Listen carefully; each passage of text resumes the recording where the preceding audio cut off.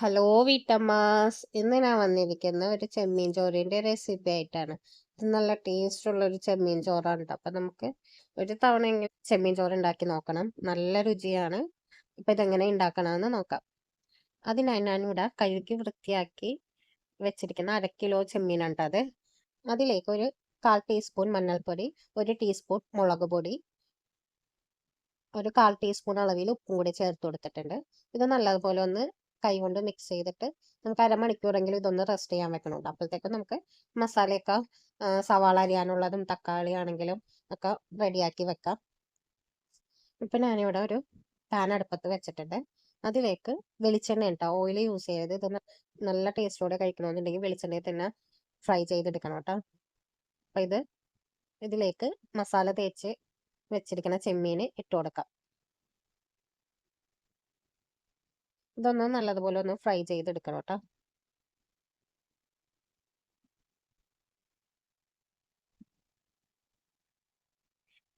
ഇടയ്ക്കൊന്ന് ഇളക്കി കൊടുത്തൊന്ന് നല്ലതുപോലെ ഒന്ന് ഫ്രൈ ചെയ്തെടുക്കണം കേട്ടോ.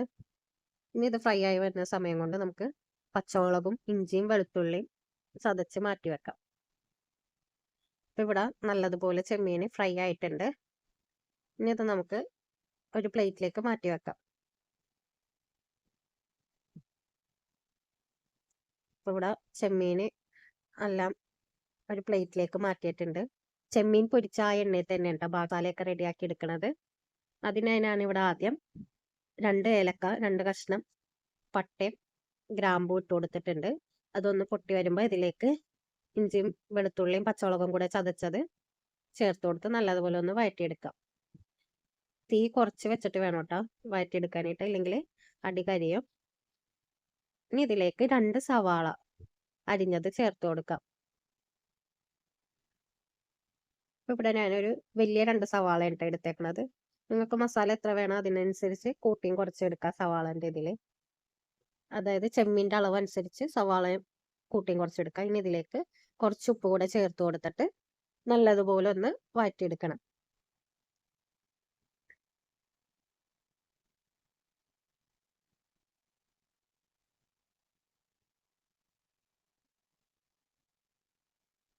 ഇടയ്ക്കിടയ്ക്കൊന്ന് ഇളക്കി കൊടുത്തിട്ട് സവാള നല്ലതുപോലെ ഒന്ന് വഴറ്റിയെടുക്കണം കേട്ടോ.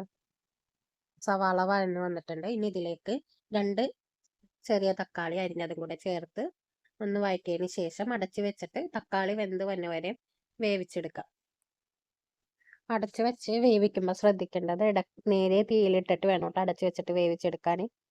പിന്നെ ഇടയ്ക്കൊന്ന് മൂടി തുറന്നിട്ട് ഇളക്കി കൊടുത്തിട്ട് വീണ്ടും തക്കാളി വെന്തിട്ടില്ലെങ്കിൽ വീണ്ടും അടച്ചു വെച്ചിട്ട് തക്കാളി വെന്ത് വരെ വേവിച്ചെടുക്കണം കേട്ടോ. ഇപ്പം ഇവിടെ തക്കാളി നല്ലതുപോലെ വെന്തിട്ടുണ്ട്. ഇനി ഇതിലേക്ക് മസാലപ്പൊടികൾ ചേർത്ത് കൊടുക്കാം. ഒരു 1/2 ടീസ്പൂൺ കുരുമുളക് പൊടി, 1/4 ടീസ്പൂൺ ഗരം മസാലപ്പൊടിയും ചേർത്ത് ഒന്ന് വഴറ്റിയെടുക്കാം. ആ പച്ചമണമൊക്കെ മാറുന്ന വരെ ഒന്ന് വഴറ്റിയതിന് ശേഷം ഇതിലേക്ക് ഞാനിപ്പോൾ ഇവിടെ യൂസ് ചെയ്യണത് വേവിച്ച് വെച്ചിരിക്കുന്ന ചോറ് ഇട്ട് മിക്സ് ചെയ്യണം കേട്ടോ. ഇനി നിങ്ങൾക്ക് റൈസ് വെച്ചിട്ടാണ് ഉണ്ടാക്കണമെങ്കിൽ ഇതിലേക്ക് ഒരു 2 കപ്പ് അരിയാണ് എടുക്കണമെങ്കിൽ 4 കപ്പ് വെള്ളം ചേർത്ത് എടുത്തിട്ട് വെള്ളം തിളച്ച് കഴിയുമ്പോൾ അരിയിട്ട് വേവിച്ചെടുത്താൽ മതിയിട്ട്. ഇപ്പോൾ ഇത് ഞാൻ ഓൾറെഡി വേവിച്ച് വെച്ചിരിക്കുന്ന ചോറാണ്. ചോറും മസാലയൊക്കെ ഒന്ന് നല്ലതുപോലെ ഒന്ന് മിക്സ് ചെയ്ത് കൊടുത്തതിന് ശേഷം ഇതിലേക്ക് ഫ്രൈ ചെയ്ത് മാറ്റി വെച്ചിരിക്കുന്ന ചെമ്മീനും ചേർത്ത് നല്ലതുപോലെ ഒന്ന് മിക്സ് ചെയ്തിട്ട് ദമ്മിലിടണ്ട ഞാൻ ചെയ്യണത് ഇവിടെ. അപ്പോൾ നിങ്ങൾക്ക് വേണമെങ്കിൽ ബിരിയാണി റൈസ് വെച്ചിട്ടും ഇതേപോലെ തന്നെ ഉണ്ടാക്കിയെടുക്കാം. ഇതിവിടെ നല്ലതുപോലെ മിക്സ് ചെയ്തെടുത്തിട്ടുണ്ട്. ഉച്ചക്കൊക്കെ നമുക്ക് ഇതേപോലെ ഒന്ന് ട്രൈ ചെയ്ത് നോക്കിയിട്ട് ഒന്ന് കഴിച്ച് നോക്കണം. നല്ല ടേസ്റ്റാണ് ഇതിങ്ങനെ കഴിക്കാനായിട്ട്. കച്ചമ്പറും അല്ലെങ്കിൽ പുതിന ചട്നിയൊക്കെ ഉണ്ടെങ്കിലൊക്കെ നല്ല ടേസ്റ്റാണ് ഇതിൻ്റെ കൂടെ കഴിക്കാനായിട്ട്. പിന്നെ ഇത് ഒന്ന് ദമ്മിലിടാനായിട്ട് ഞാൻ ഇവിടെ മല്ലിച്ചീര ഇതിൻ്റെ മുകളിലേക്ക് ഇട്ട് കൊടുത്തിട്ടുണ്ട്. പിന്നെ കുറച്ച് കുരുമുളക് വേണമെന്നുണ്ടെങ്കിൽ 1/4 ടീസ്പൂൺ അളവിൽ ഗരം മസാലപ്പൊടിയും ചേർത്ത് കൊടുക്കാം കേട്ടോ.